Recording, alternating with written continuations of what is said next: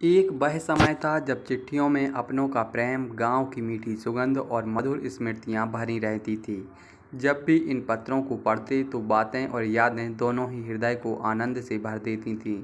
लेकिन बीते कुछ सालों में मोबाइल के चलन और सोशल मीडिया की वजह से चिट्ठी को लोग एक तरह से भूल गए हैं।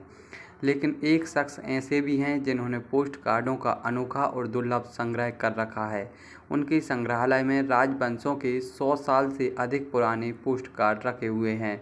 दरअसल सागर के अहमदनगर में रहने वाले दामोदर अग्निहोत्री को पुरानी संस्कृति से जुड़ी चीज़ों का संग्रह करने का गजब जुनून सवार है, जिसके लिए उन्होंने अपना पूरा जीवन समर्पित कर दिया है। और इसी शौक के चलते उन्होंने अपने बुंदेली म्यूजियम में दशकों पुराने पोस्ट कार्ड यानी डाक पत्रों को संग्रहित करके रखा है, जिन्हें को बुंदेलखंड में चिट्ठी भी कहा जाता है।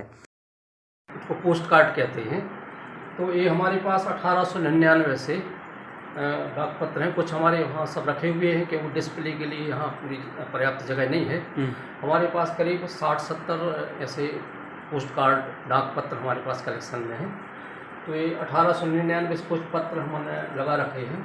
इनकी सबसे बड़ी विशेषता यह है कि उस समय का लोक जीवन जैसा था, उनका चित्रण भी इन पत्रों में, जो उन संबंधियों के लिए, अपने परिचितों के लिए, मित्रों के लिए जो पत्र लिखे हैं, उनमें उस समय की उनकी जीवन शैली का भी और उस समय के जीवन दर्शन का भी एक इसमें चित्रण हमें पढ़ने के लिए मिलता है कि और हमने बहुत सी चीज़ें इसमें पत्रों में हमने ऊपर लिख भी दी हैं कि इस पत्र से हमें क्या सीख मिल रही है।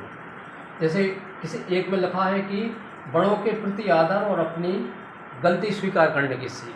तो इसमें ऐसा लिखा गया है कि हमसे लग रहा है कि हमसे कुछ गलती हो गई हो और कुछ ऐसी गलती हो तो आप बताइएगा, यदि कुछ हमारी गलती है तो हम उसमें सुधार करेंगे।